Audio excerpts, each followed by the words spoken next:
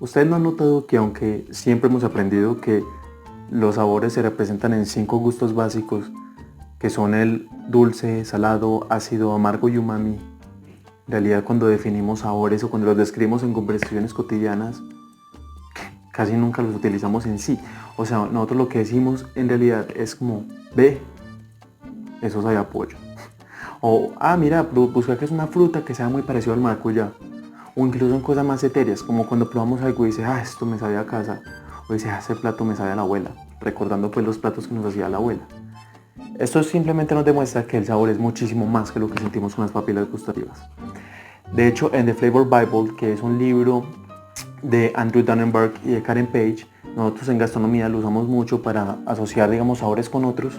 Y en este libro definen que el sabor es la combinación de varias experiencias, de hecho de 4 experiencias que ellos definen como el gusto, el aroma, el mouthfeel, que es lo que sentimos en la boca, y el factor X, que no es el concurso de canto, sino que el factor X se refiere a ese factor que cambia drásticamente entre cada una de las personas. El gusto. El gusto es lo que sentimos nosotros con las papilas gustativas. Entonces hablamos de los 5 gustos que son el ácido, el salado, el umami, el amargo, el dulce. Pero aparte de estos gustos, darnos, digamos, un gran placer en la boca, también lo que hacen es cumplir una función específica. Entonces, por ejemplo, el dulce es nuestro receptor de energía. El salado es nuestro receptor de sodio, que lo necesitamos para mantener el balance de los líquidos en nuestro cuerpo. El umami, por ejemplo, el umami es el receptor de las proteínas, que también son súper importantes. El amargo es nuestro sistema de alerta ante alguna posible intoxicación, y el ácido es nuestro receptor de protones, que lo que hace es que recibimos los iones de hidrógeno que se dividen de los alimentos, y esto, aunque redunde, nos ayuda a sentir los ácidos. Entonces cuando sentimos el ácido acético, que es el del vinagre, el ácido cítrico, que es el que nos indica que hay gran contenido de vitamina C y está presente en las frutas agrias. Entonces esta es la función, digamos, del gusto. El aroma. El aroma es muy importante. Es que de hecho el aroma, la experiencia del sabor, el aroma cumple el 80% de la experiencia. Porque ahí es justamente cuando decimos que eso nos sabe a una cosa o nos sabe a la otra. Y también es el motivo del por qué cuando nosotros tenemos gripa o nos tapamos la nariz adrede, los alimentos saben sosos y saben insípidos. Entonces el aroma también cumple una gran función en esto.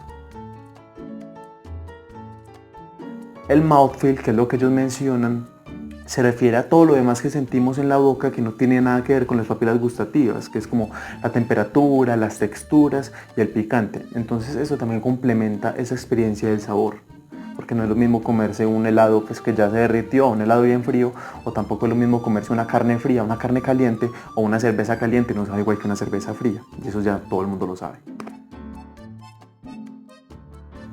Y el factor X se refiere a todo lo que percibimos con los demás sentidos. El principal, que sería el otro sentido que dejamos por fuera, es el de la vista, que también es súper importante este sentido en este factor. ¿Por qué? Porque la comida entra por los ojos, y nos ha pasado que tanto en la comida como en el amor hay decepciones. Entonces vemos platos que se ven súper provocativos, que se ven deliciosos, y al momento de probarlos, como que no, son muy sosos e insípidos. Entonces eso suele pasar con la comida. También, por ejemplo, en la emoción es lo que hacemos, que relacionar los platos, por ejemplo, con la tierra de donde venimos, o los platos con nuestras abuelas y con nuestras mamás. También está la parte mental, que es que nosotros somos los únicos animales que comemos por puro placer. Y la parte espiritual es porque ya los chefs y los científicos de los alimentos han estado investigando y han estado trabajando para mejorar recetas y técnicas, no solamente para aumentar el placer y la comodidad, sino también para buscar un significado y para que esa alimentación tenga un propósito.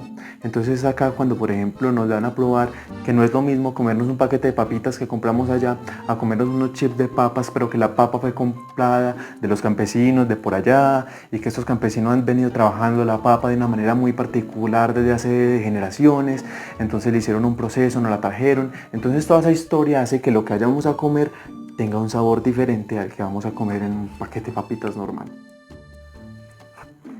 Como conclusión tenemos que entender que pues, ya vimos que todos tenemos una percepción diferente del sabor. Entonces no se enojen si alguien les pide un poquito más de sal, si alguien les pide un poquito más de un condimento para echarle a sus platos. O sea, no se lo tomen personal. Porque recordemos también que, como dice Brillat Savarin en La fisiología del gusto, dice: en el imperio del sabor también encontramos sordos y ciegos.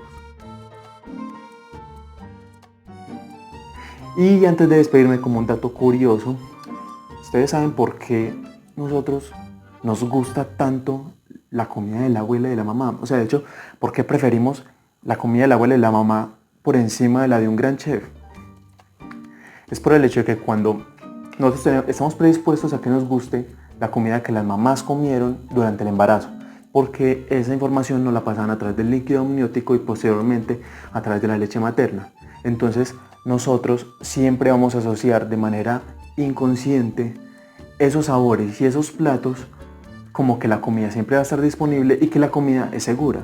Entonces ese es el motivo por el cual nosotros siempre vamos a preferir la comida de las mamás. Así que si ustedes van a la casa de un amigo y no les gusta la comida de la mamá, quédese calladito. ¿Por qué? Porque a él sí le gusta justamente por ese motivo. Para no ofenderlo también. Entonces, no siendo más, nos vemos en el siguiente post. Hasta luego.